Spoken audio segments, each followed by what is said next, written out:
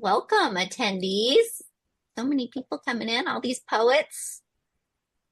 Allison, I know We you could, said it says let's get this party started, but wouldn't it have uh-huh. been fun if it said let's get this poetry started? It would have, George. Nice play on words. hmm Well hmm done. Way to go. Look at Oh, this. What a timely group. I know. Isn't this wonderful? Got Molly Chow in there. Great. Okay.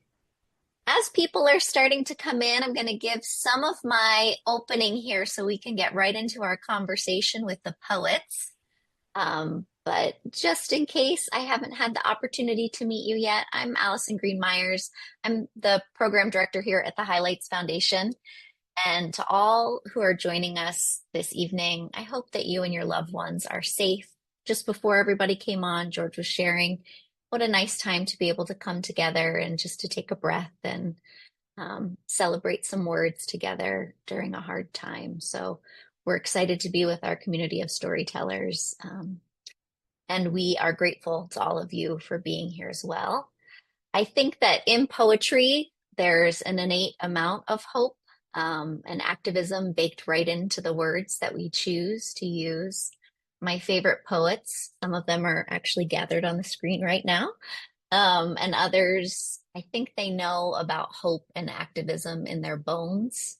Um, I love Mary Oliver. Anybody who spends a little bit of time with me probably hears me talking about Mary Oliver every once and again, but I don't know how you couldn't, think about hope for survival of all creatures, great and small, when you read Mary Oliver.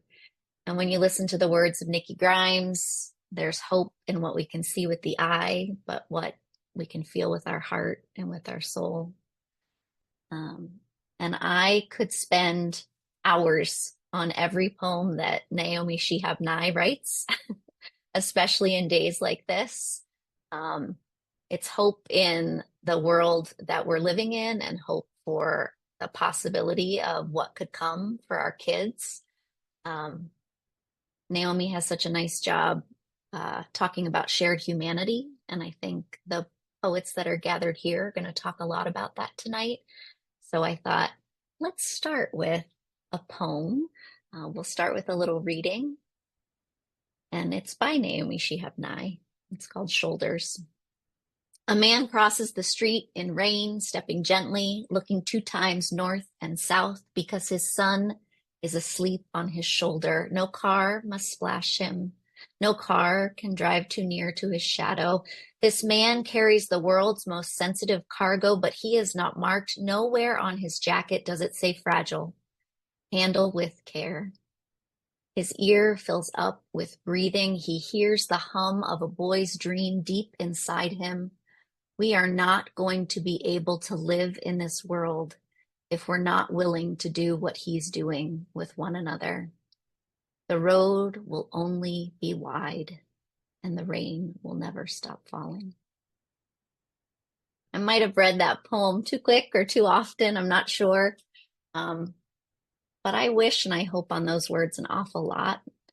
And I think the people that are gathered here, I think the people that have come to join us tonight, they understand that there's a lot of power in holding tight to children and in shouldering one another. So I'm excited to talk and to celebrate.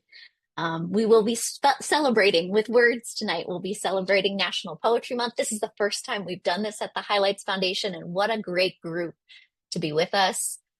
We celebrate words and hearts of people like Naomi and Mary Oliver and Nikki Grimes and Charles Waters and Irene Latham and Lacresha and JaNay Brown-Wood and Jolene Gutiérrez.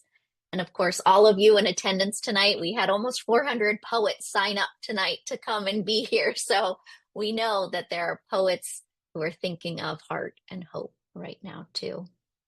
Here with me tonight from the Highlights Foundation on the screen is our executive director, George Brown.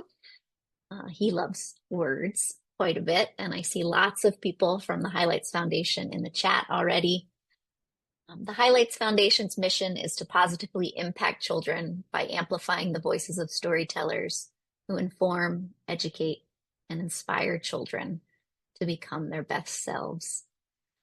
Whenever and wherever we gather, we strive for a safe and inclusive environment, which means we join with no hate, no harm, and no harassment of any kind. This is a webinar style gather, so we can't see your video. Unfortunately, we can't see the scribbles that you're making in your notebook as you're hearing all the words tonight.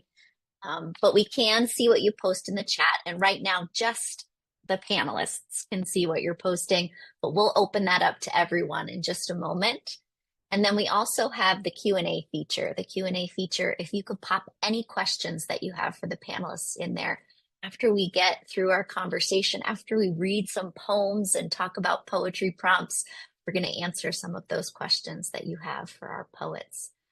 And I'll just let you know, a copy of tonight's recording and the transcript will be posted at the Highlights Foundation, and it will be sent out to you within 48 hours.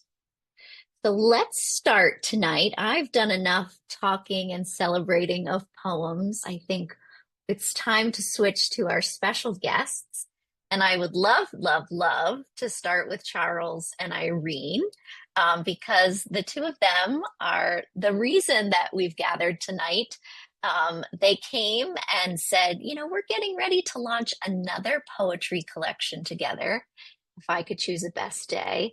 And they said, we would love to bring some of our poets to the Highlights Foundation. What a better time than National Poetry Month. So maybe just starting with the two of you, Charles and Irene, you collaborate on a lot. You have a shared email address. I mean, that's big, like right there.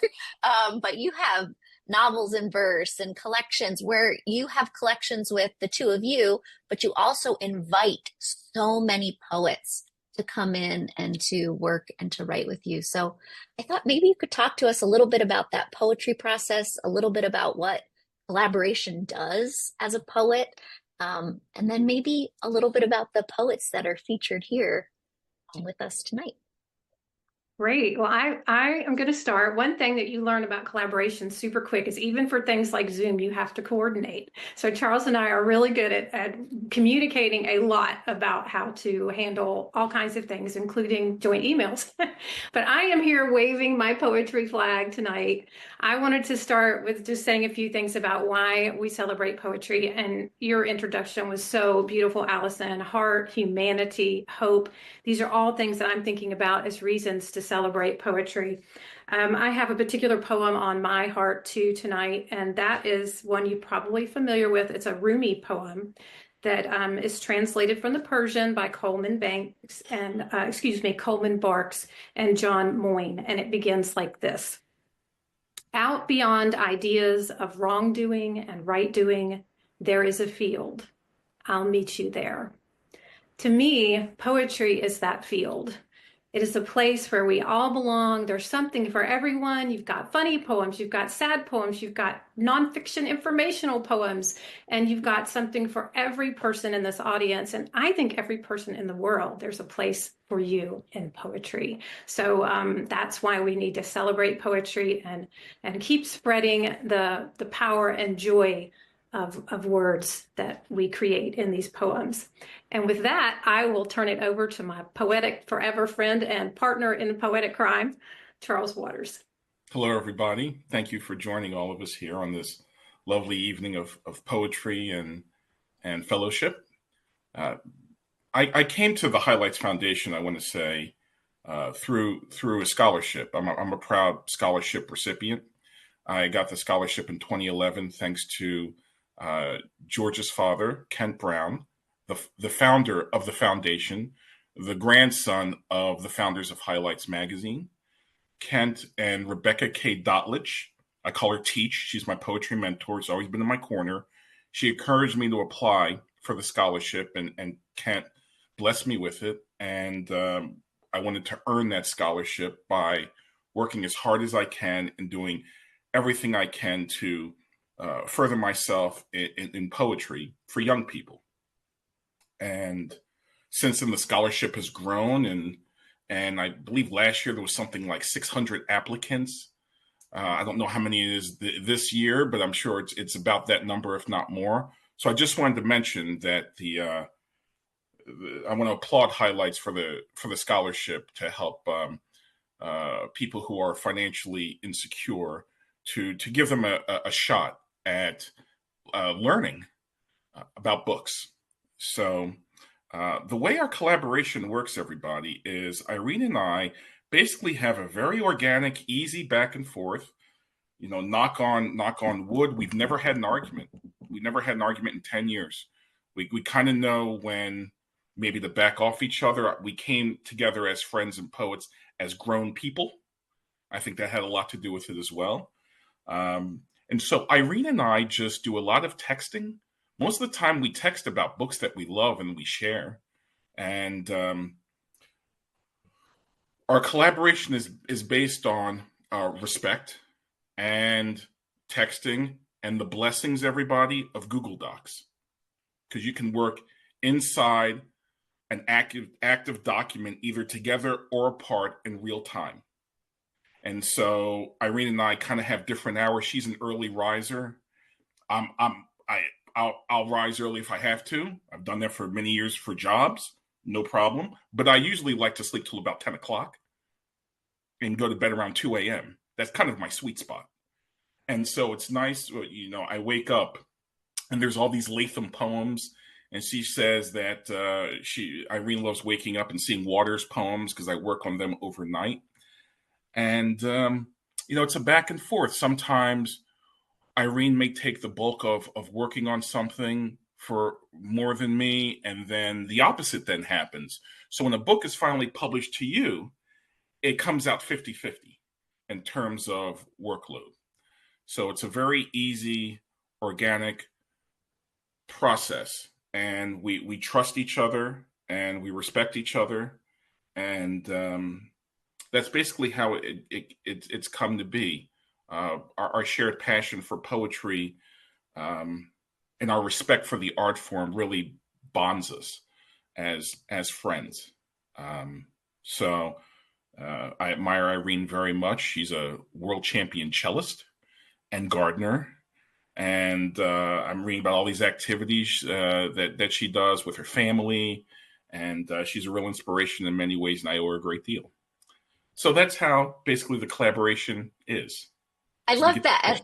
I love you shared a technology tip too, because for so many of us who are collaborating and aren't using Google Docs right now, I'm like, why is that?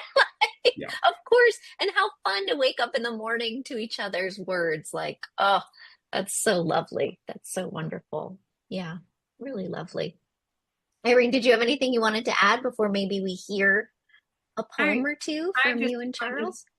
Just that you mentioned saying something about the lovely people on the screen. And I want to say that, Charles and I started out collaborating on our own poetry. And then it was always the dream to do an anthology, because we love anthologies so much, because they're so accessible to readers and give readers so many options. And that kid that may not think they like poetry, they're going to find something in an anthology.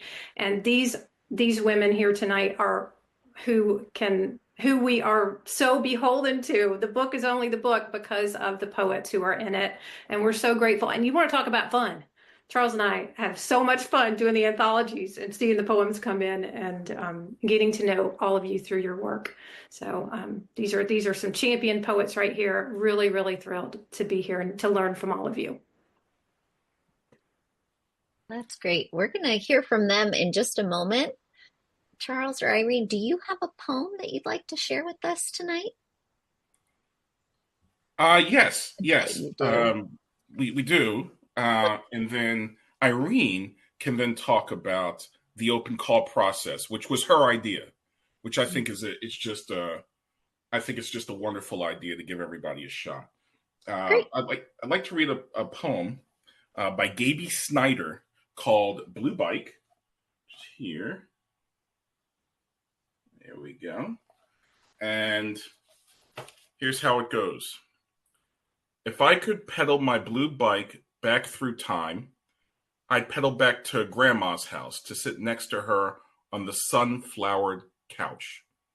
We drink lemonade, with the fan blowing back and forth to cool our faces, talk about her childhood, the tornado that knocked their gas station flat, the lake she swam across, and the tree she climbed out the attic window down to her blue bike, ready for adventure. So, if I may say really quickly, the way this poem worked by Gaby was Gaby actually, this was only the first stanza of about 6 stanzas that she sent in the poem. And Irene and I read it together over and over again. And it may have been Irene's idea, actually. She said, why don't we ask Gaby to cut all the stanzas and just do that first one? Because that first one is a full poem. And the blue bike is in the beginning. And then she ties it together at the end. And darn it to heck, I think Gaby said yes, and there was no revision. Yeah. That was it. So that gives you an idea of how the anthologies work with us in the process. Yeah. And I'll just say a couple of more things about the process. And I do want to say that Charles and I have a great commitment. One of our big goals as anthologists is to bring as many people into this process as possible. And so the open call was a way to do that, to make it equitable. So we could hear from a lot of people who maybe didn't have an opportunity to be published. Lacresha, it was her first acceptance of a children's poet, in a children's poetry collection. And now she's rolling. So we just love being a part of people's stories and helping bring those voices into the fold. So our dream is to have, experienced poets and new voices in the same place from all different backgrounds, and to show the wide world of poetry. So I love that. Thank you. So let's hear from your poets. Let's hear from 3 poets that you've gathered in the collection and in many collections. I was having so much fun as I was, looking up things on JaNay and Lacresha and Jolene, and just seeing the number of poems and poetry. And Lacresha, I was so excited. I mean, we had an opportunity to meet, but as I was returning to your bio and looking at, there's so many things that led you to poetry. There just are, singer, songwriter, performer, playwright, like all of these things. And then what I loved so much when you were a part of the faculty at the most recent poetry workshop, that performer aspect and the marriage of performance and poetry coming together. Like, I would assume that is so helpful when it comes to word selection, even that you're putting into the poems that you create. And we had a chance to see you share your poem at that workshop too, which was like an absolutely amazing experience. So I wonder if you talk to us a little bit about just what Irene said about, this kind of being you coming into children's poetry in this book, and then, just poetry in general for you.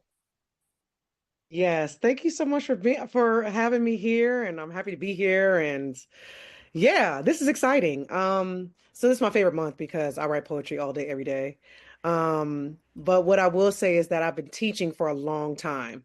I've been teaching since 2005, and poetry was the center of the creative writing process for me. But I've been writing poetry since high school, and I kept all kinds of journals. Like I had journals after journals after journals, and I used to rhyme because I wrote songs. So I always tried to like rhyme and do like hip hop and rap and all that stuff. So that was the basis of my work. Free verse came a little bit later in my life.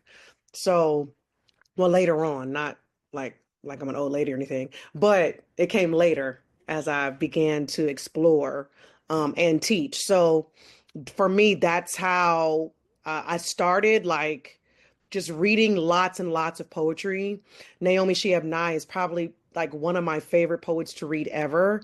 Um, Making a Fist. Every time I read Making a Fist, I'm crying. So I think just lots and lots and lots of reading great poets and really sitting with the words, and then trying out some rhythms based on just my experience with music. So I think that helps a lot. And Charles has been in my ear for a long time. Me and Charles, we met as teaching artists over 10 years ago, about 11 years ago now. And we connected, but I feel like Charles was always pouring a lot more into me than I poured into him, and now I think it's equal. But in those earlier days, he was like, "You're a genius. You're a superstar. You're a genius. You're a superstar. You're a genius." He said that from when I first met him. So he's been this Charles since I've known him. So I think, me coming into poetry was natural only because I'm around reading books, writing, teaching writing. I still teach writing, teach slam poetry, performance poetry. That's more my thing. I like to make sure the words on the page match how I'm going to say them because I perform them. So I always look for near rhymes and rhythm. That's like a big part of my work. Hmm. I love that. I noticed someone in the chat too. It's Kathy. So Kathy was there last year and said, Lacresha was so inspiring when she taught us about performance poetry. And that too, like when you were just saying that, the idea, that visualization of you performing the poem too as you're in the active writing, that's a really cool creative process. And then how did you decide what poem you were going to select for best day? Did it come to you right away? Talking to me? Yeah. Girl, I wrote that for the anthology. I wrote that in 30 minutes for the anthology because they put out, 30. yeah, they put out a email and they're like, if you know anybody, I was like, oh, that nobody, if you anybody, that's me. So I said, here we go. It was 2020. I said, why not? And I thought about it for a second, typed it up, and that's what I did. I didn't go through, all my poems because I don't write for young people like that. I write whatever comes out of my body. And what's funny is with Charles and Irene, we've gone through a whole lot of revision process for like 11 lines or 20 lines or 40 lines. My poems are 3 to 4 pages usually because I'm a performer. So most of my poems are 5 minutes long because that's what slam poetry, well, 5 minutes or less because it's slam poetry. So slam poetry in the world where you're competing is 3 minutes or less. So having a short poem, and I'm very loquacious, that's very difficult. So I said, I'm going to try it. I'm going to see because why not? And I guess it worked out. I guess it worked out for me. So, I'm a little bit of a risk taker. So I just was like, okay, here you go. And that's it. That's how I did it. They're over there laughing and smiling as you're telling the story. Lucretia, do you want to share your poem from the collection, or do you have a poem to share with us tonight? Yes, I'm going to share from the collection because we're here. Yeah. Come on, look how beautiful that is. Because we're here. I'm really happy to be a part and being here with Jolene and with JaNay, J and J. Okay. Don't mind me. Another rhyming person that I am. But yeah, I thought about this poem and I was thinking about growing up as a Black girl and thinking about my skin tone and thinking about being loved on openly and cherished. And I love being outside. I'm from Kentucky, and being in the summer is a thing. Okay. And I think the one thing that I always heard was stay out the sun so you don't get any darker. And so when I thought of that, this poem came to me. So if I imagine sunlight made me, if I imagine sunlight made me, my soul soars like a blackbird, chirping in celebration of my midnight wings, without anyone telling me I am too dark to be related to the sun.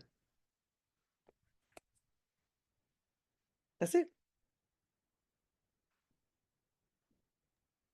Thank you so much, Lucretia. Thanks so much. I love that. So we'll keep um going with our poets and hearing some poetry. I do kind of come like Irene and Charles, your vision is so clear too. You know, when you had first sent the list of poets that are in this collection or in any of your collections for that matter, like you can see people who are new to writing poems for children. Lacresha has a long background of writing, but here we are now. We have a chance. People in children's books have a chance to read Lacresha's words, right? And then you have people who have been writing poems for children for a very long time. So it's a beautiful collaborative process that you come up with. And I just want everyone to know that in the Q&A, there are a lot of questions about how do I get that email that Lacresha got. So we'll make sure that we figure that out.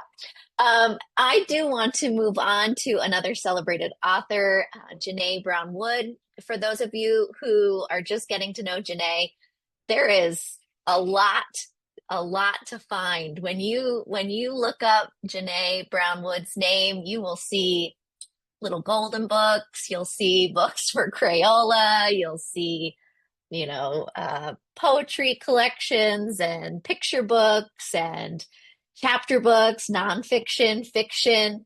I know that you have a middle grade as well because I think that I got to hear a little bit of your heist book in a class that we were in together. So I think you've got tons and tons and tons of work. So I think tonight we want to talk about your poetry, though. And you've worked on a few poetry collections, and if I'm not wrong, you've worked on a few poetry collections with Irene and Charles. True? Yes, I've been so Yeah. fortunate to be included in a couple of them. Yeah. And Yeah. hopefully and counting, right?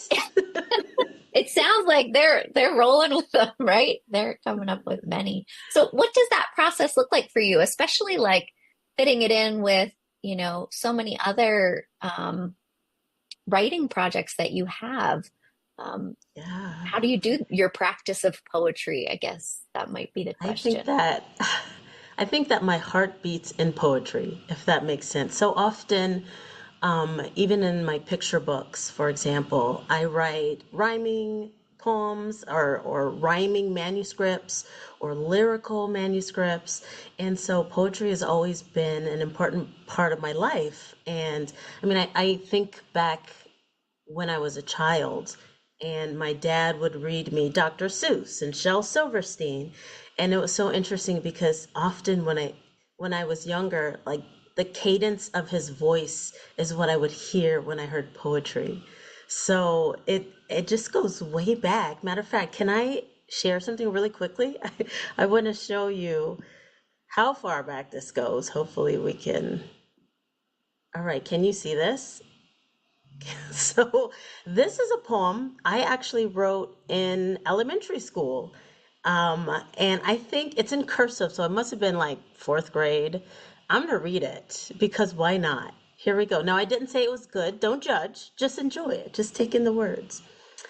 I once saw a skittleful rainbow and took out a skittle that glowed.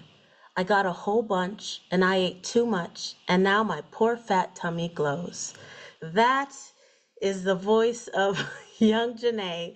And I think that so often that still comes through. So when it comes to like my process, I try to put myself in places with an open heart so I can receive inspiration. And often it's in nature, being out in nature and just experiencing the beauty of nature and the foliage changing color in autumn and falling from the trees or being by the beach. Those are things that really help to inspire poetry in me. I think I answered your question, Allison. Absolutely. And hello, Skittleful. Like I can't, you just plucked it right out. You're like, this is the one. This is definitely what I need to see. I love that. We've been going through, so it's the 40th year of the Highlights Foundation. And so we have been thinking a lot about like the idea of children's book writers and illustrators and children, right? Yeah. obviously, we want to combine those two things, but we've been looking so much at children's poetry and children's illustrations and things like that. And more often than not, we have a faculty member, one of our teachers who will come and they'll bring something. It's always been in them, like it's always been there, and they can see it. Like we can see the seed of you as the poet there, and you're bringing it here with us. Thank you for sharing that with us. How old were you, did you That's say? true. I think I had to have been maybe third, fourth grade. If you saw the two was misspelled, that's that's where it was. T-O instead of And the cursive, T-O-O. you really So had it's the cursive on it. So like, wow, look probably at that fourth fancy grade. handwriting, That's right? that's right. Did you Yeah, want to share from us or I from would love Best to. Day? Oh, we'd love to hear it. Yes. Yes. Yeah. So I'm going to show you really quickly the beautiful. Oh, you know what? It's blurred. Sorry. Well, it's in there. I guess you'll have to pick up the book so that you can see it. All right. So here we go. This is called The Gift of If by me, JaNay Brown Wood. If is a gift for adventure. If is a to explore. If is a gripping story, egging you on. Don't stop. Read more. If is an unanswered question. If is a boredom cure. If is an arching rainbow, no one knows where it ends for sure. If is a lost buried treasure.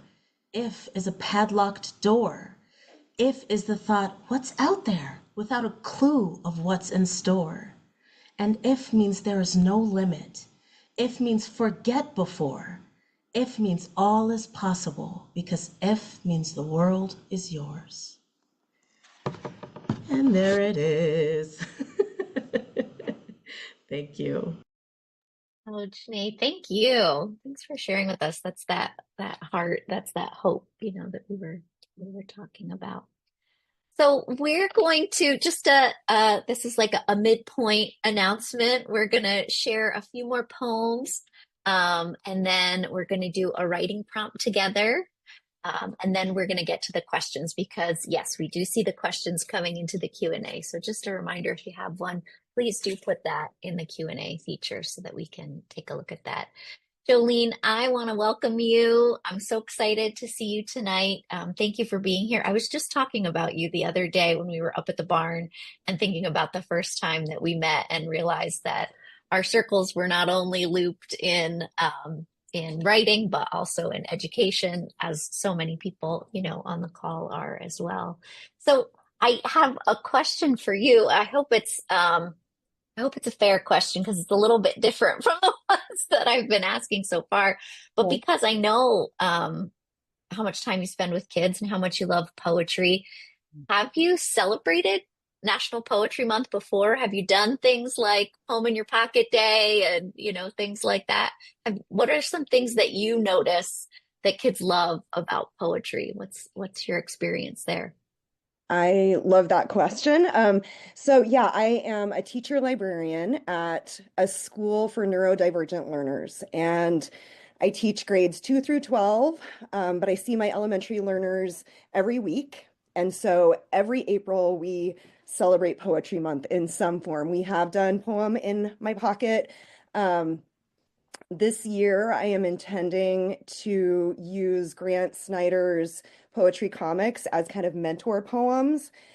And I love nature as well. And I think getting our kids out in nature and doing work in that way is really inspiring.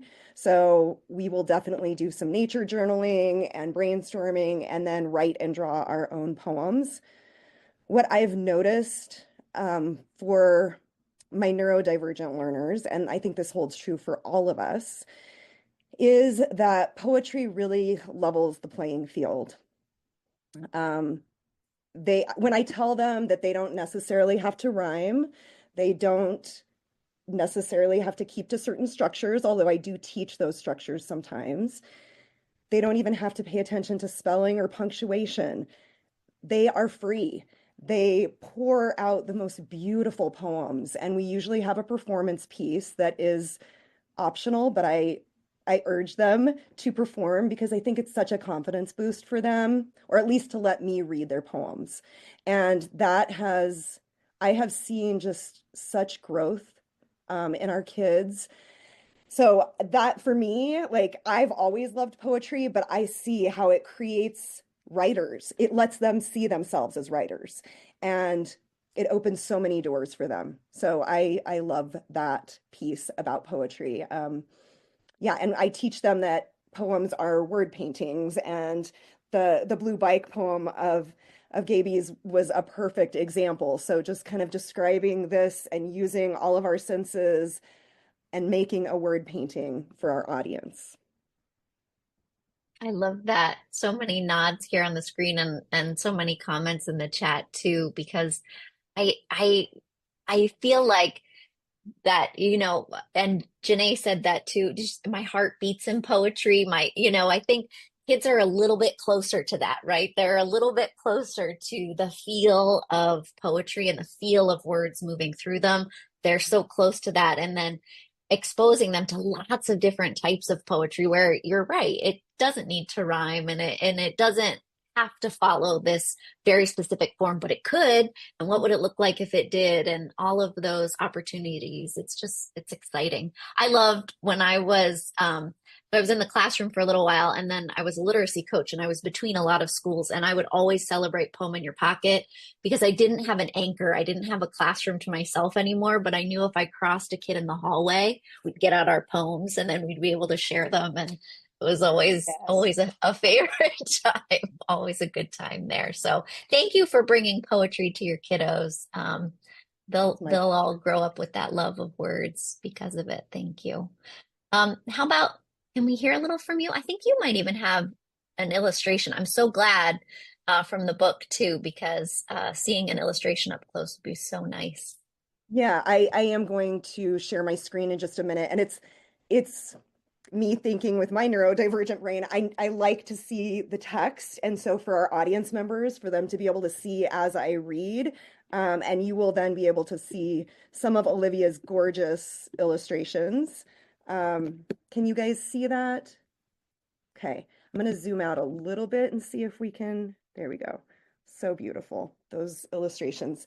So this is if then, and this is based on that conditional statement. If this happens or exists, then it follows that this thing should also or could also happen or exist. If you, then me. If two, then three. If stars, then sun. If day, then fun. If speak, then hear. If far, then near.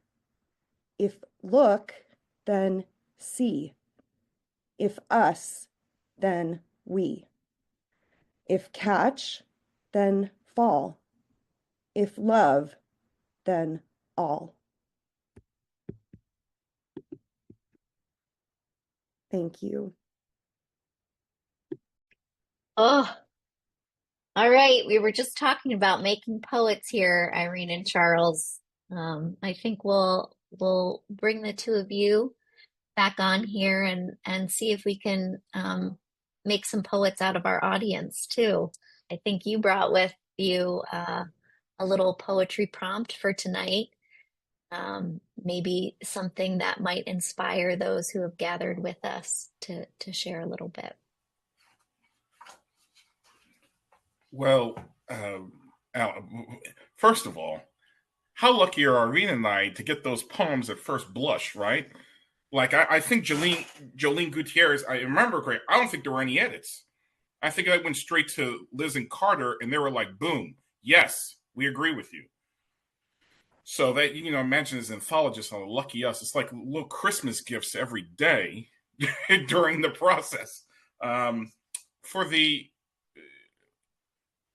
One of the things Irene and I talk about a lot, as two people who, since children, would just stare out the windows and wonder, is what we loved about the If book was all the possibilities. Actually, the word itself, everybody, is a prompt. Trying to look back on what we sent everybody for the open call, what Irene and I did basically was take the 4 sections, which was everyday magic, the power of you, kinfolk and companions, and anything is possible, from the um, from the magical to and fantastical to the practical.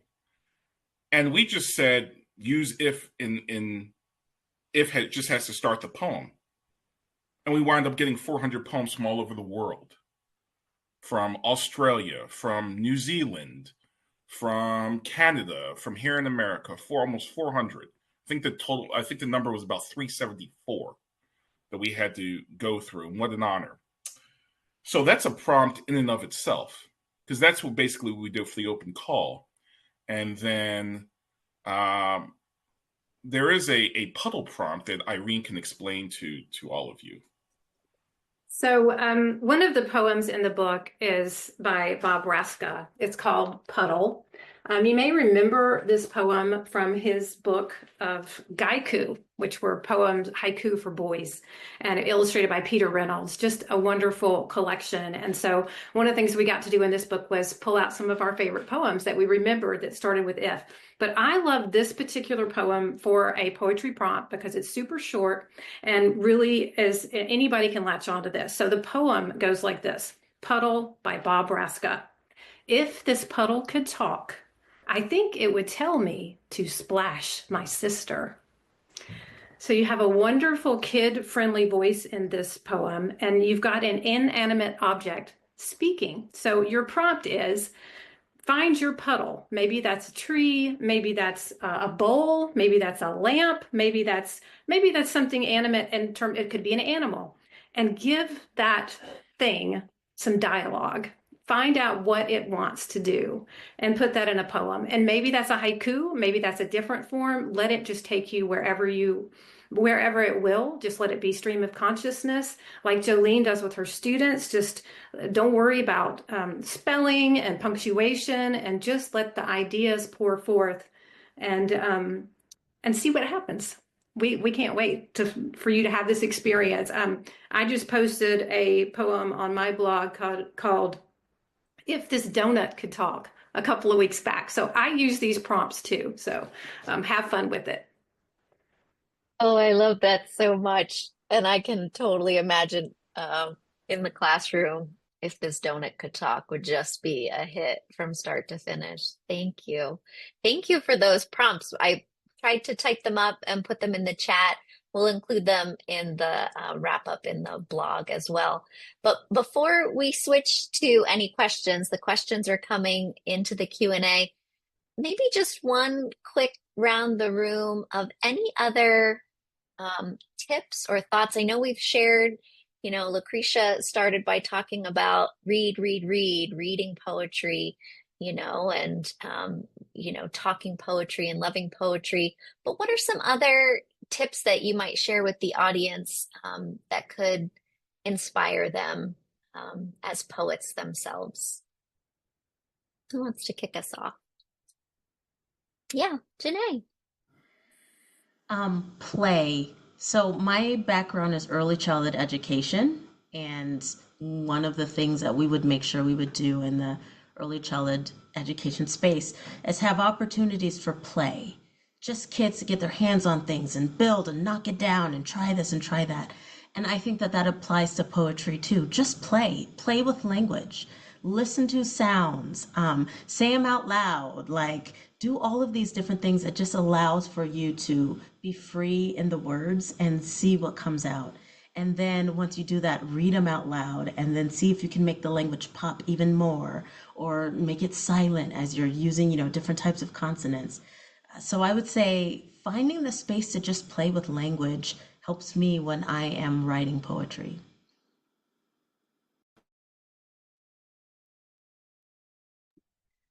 Well, this may not equate to poetry for children necessarily, but I also treat poetry as therapy. So I'm a very emotional person, a very empathetic person, and one of the things I love about poetry and verse novels is the emotions are distilled down and you can feel every one of them. So if there is a scene in your life that you want to kind of replay or write a different ending for, or something like that, maybe revisit that if you feel comfortable doing so and write it out. Give yourself that ending that you wanted or the words that you needed in that moment. And I'll go and add to this. I work with older kids, so I work with middle school and high school. So oftentimes I don't like poetry. I don't write it. I don't have nothing to say. I'm stuck. So we do a lot of list making. I make a lots and lots and lots of lists, and a lot of times their poems don't look like poems at first. So the one thing I just did recently, like last week, is make a list of 10 things you can't live without. Make it has to be 10. And then I want you to narrow it down to 5. So because you're gonna have to knock some things off the list. Then you're gonna have to narrow it down to 3. And then the one thing that you can write the most about is what you have a poem about. And you can always go back to that list to generate more ideas. I'm a list maker, I also love list poetry as well, just because it's just accessible, and has repetition already built in to the into the format. So for me, it's getting young people to think that they have this thing inside of them that they might not know. So making a list or generating ideas helps them to be like, oh yeah, I'm actually all right. I actually can do this. But I do think play and also just getting your feelings down on paper is also important as you get older too. So using those ideas that JaNay and Jolene said also could add to the older kid. So I think all three of those are really great. It just depends on how you scaffold it and who you're teaching. I will just add, I love all those tips so much. I think about it a lot as poetry as being like a lifestyle, like be a poet 24/7, like investigate the world, approach things with curiosity, be in the moment. Even in your emails, don't lean on those cliches. How can you bust that open and use figurative language in your daily correspondence? And also leaning into technology, just a very practical tip. I feel like I'm writing 24 hours a day. I wake up in the middle of the night and the app on the phone, the notes app, I use constantly. When I'm driving, I use the voice recording. And also, this is a really good tip that I've just recently discovered because of my work with the cello. A lot of learning on the cello is listening to yourself play and hearing things differently. So I've started recording myself reading my own poems. And you catch things when you read a poem aloud, but to hear your poem aloud, also you catch completely different things. So that can kind of give you some instant feedback. I'm kind of a solitary writer and I don't have a group, and that's the way that's my process that works for me. But it also helps me to have that feedback from a listening source. It gives me the distance. So lean into technology. We've got so much available to us now. So I would tell everybody, and I would encourage for educators there as well, I would encourage your students to keep a notebook. I think, and it can even be with technology the way it is today, everybody, it could be a little app on your phone that says notebook that you just, if something occurs to you, a thought, you just type it in and save it. And after a while, you're accumulating enough, you can transfer it to your notebook. So what happens is, you're not going to use everything that's in your notebook, but if you ever find yourself without a poem to write, you can go here. And now I've kept this one. I have a stack of them, obviously, and so does probably everybody here. But I've had this one for a while, and I'm just looking at the page 59. Okay, it says, "When she smiles, these jumbled puzzle pieces of my mind slot into place perfectly." I don't know what that means. I don't know if it's a poem or not, but that's an idea. So that's actually probably like the junior high school part of me. When a girl smiled, I would just be like, oh my goodness, she smiled at me. I'm telling everybody. So so notebooks are very important, and you'll find out as you accumulate all thoughts from what you see as an adult to childhood memories come forth. And that's where a lot of poems lie, everybody. So there you go. I love that. That's a hot top five right there. That's a listicle. Is that what those are called? You've got all those tips going on there. I love it. I love it so much. I I think about I think it's Billy Collins. I could be wrong, but I think it's Billy Collins that says, "Who has time but the poets?" From one of his poems, and he's talking about the clouds. It's a poem about clouds, and he's, saying like, who has time to look at these things and do this? And I think it's maybe that not that you all have more, you don't have more time baked into the day than any of us have, but you can't stop yourselves, and you found these ways to make sure that you're bringing your poetry forward, and I love that. I love following fellow poets. I would say that's a tip. I'm going to put a link in the chat here for Georgia Hurd's newsletter. Georgia Hurd has a newsletter that has downloadable sheets that go with it. But this month, National Poetry Month, Georgia's newsletter had a top 10 list of ways to infuse poetry into your daily life. And I thought, oh, how wonderful. And Charles and Irene will be joined by Georgia Hurd and Rebecca K. Dotlich in the fall for a poetry workshop. So we're so excited for that. I remember the first time I met Georgia, Charles, you were probably there, but the first time I met Georgia, I had a teacher moment because I used to use heart maps in my classroom all the time. But I was like, that's Georgia Hurd. And happens to be a beautiful poet like all of you. So as we're going through some of these questions, that was a big one on there. What are some tips that you have? What are some ways that I can bring more poetry into my life? That's a big one. I love this question. Rashna asked the question, and really anybody jump in to help answer this one. Lacresha, this might help with a little bit of your perspective, though, because it's about being a poet for an adult audience and wondering, how do you differentiate between the poems that you're writing for adults and having a children or teen audience when you're writing? I think that's a great question. I saw that. I was speaking of some of the questions in there, and I think it's all about the amount of things you put inside of a poem.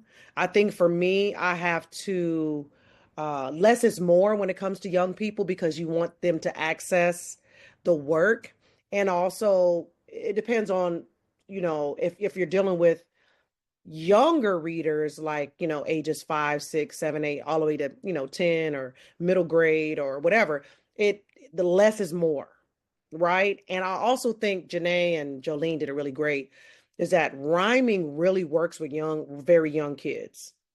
Free verse is not as accessible to 5-year-olds as it is to like a 12-year-old or 11-year-old. So for me, rhyming and the mnemonic, like the remembering of dot dot dot dot dot dot dot, like a rhythm of that is easier to follow along and even to memorize, right? But when I get to older kids, I can play around more with the free verse. I'm not rhyming as much. I'm kind of putting more of my ideas down. But I think with adults, I can throw in like rhyme after rhyme after rhyme, thought after thought after thought, and just go. And if you catch it, you catch it. If you don't, you don't. But with kids, I have to be a lot more intentional because the point of it is I want them to get it. And the point is, especially in my classes, I want them to recreate it. So you want to be able to have poems for young people where I say less is more. So 20 lines is what I always give them, or the amount of their age. So let's say you're dealing with a 14-year-old, they're going to give me 14 lines, 13 lines, based on their age. So that's what I do when it comes to differentiating for adults versus young people. And also there's a big differentiation between ages of young people as well. So with my middle grade and my high school, they love to rap, but their rhyming skills are not as strong as when they're younger. There's something about when you're younger, the rhyming is a lot more palatable. I don't know how to describe it. Sometimes when it comes to high school kids, they're not allowed to dream as much. So their rhyming becomes nonsensical, which could work, but like not if you're trying to make a statement in your poetry. You know what I mean? So that's what I say when it comes I to love that. that. I love that. Anyone else? That's a great question. I love that you differentiated that part too. Lucretia, there is not just adult and children, but within writing for children and teen, there's such a wide variety of things. to think about. Anybody else on that one? I'll add And something JaNay? really quickly. Um, I know the question says like difference between poetry for adults versus children and teen. I think the poetry that's written for children is also for adults too. I think one of the expert things poets who write for children are able to do is like, yes, bring it down to the child's level, but still layer in imagery and themes and messages that speak to adults' hearts as well. But I think one of the bigger things that I would say at least differentiate the two for me, if we're talking about writing for adults, it's of course the themes, right? The themes, there are some themes that you're just not going to write about for kids.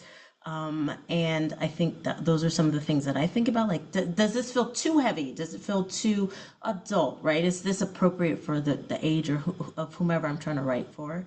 But the other way around, again, writing for children, those poems also speak to adults. So, yeah, my thoughts on it. I love that. This is another one that I think, well, it probably would answer 5 or 6 in here. Um, Charles, Irene, what have you got planned? Any open calls? How do you know when there's an open call? What do you do? How do all these people know? That's a great question.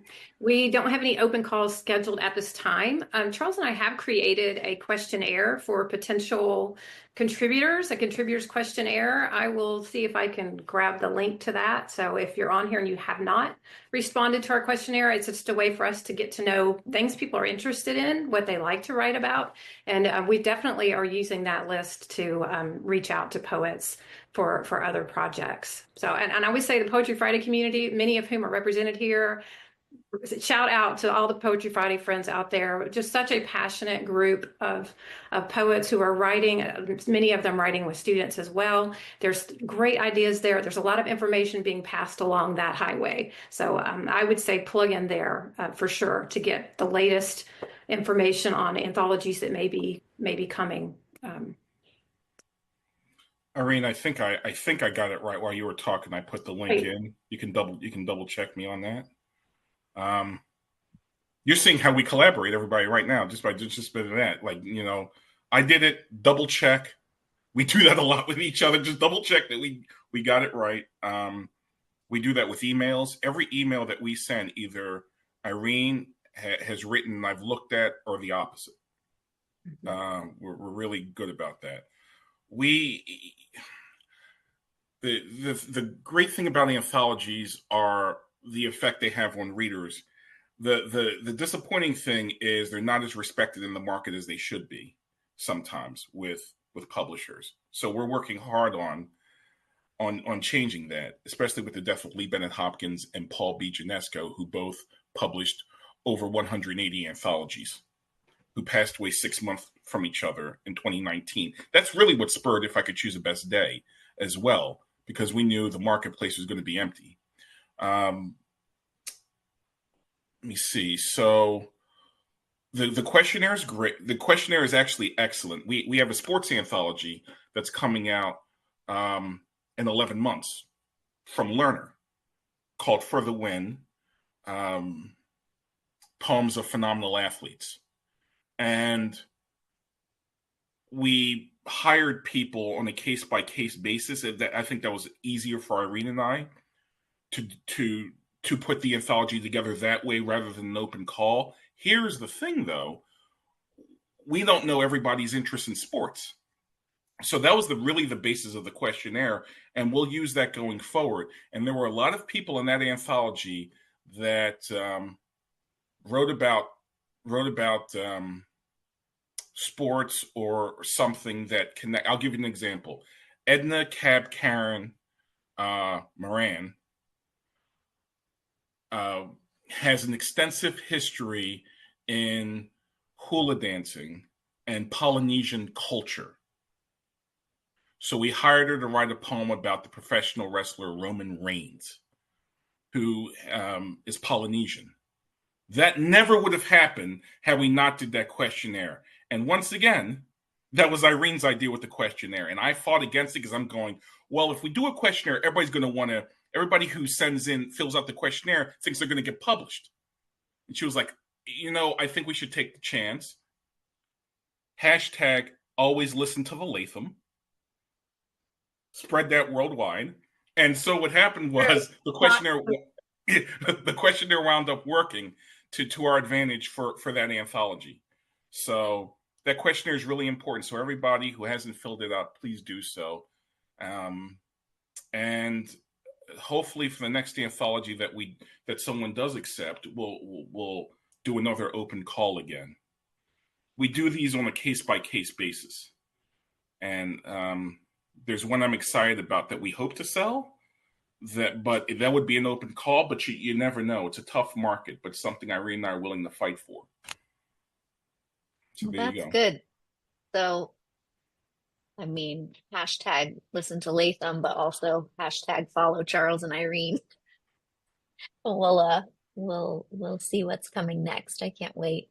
So we'll do one more question. We're running just a little bit over time, so hopefully you'll give us about 5 or 6 more minutes of your time. We'll do one more question, and then I have 2 sweet little announcements, and we'll wrap things up.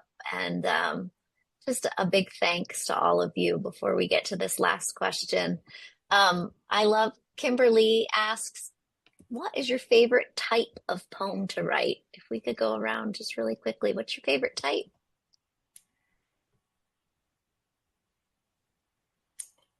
I'm a free verser with rhyme as well. I started out as a rhymer. I did everything backwards. I usually tell kids to start out writing free verse. But I started out in rhyme and then became a free verser thanks to Janet Wong, the great poet and anthologist. For me, whatever new form I just heard of, like, what is that? I'm going to try that. And then I love that one. So it changes often. I'm a free verser as well. I don't like really as much structure other than, I use a lot of repetition as well. Repetition and free verse are my like bread and butter. And only because songwriting is also right next to it, is that. Mostly free verse for me as well. Although, like JaNay, I like to play and try different formats, especially if I'm going to be teaching them. And haiku is kind of an old fallback for me too, just because of the nature connection. And I love trying anything and everything as well. I really love lyrical language, figurative language. I'm really looking to surprise myself in a poem. I want to create a surprise for the reader. So that's something I'm always thinking about, is how can I use language in a surprising way?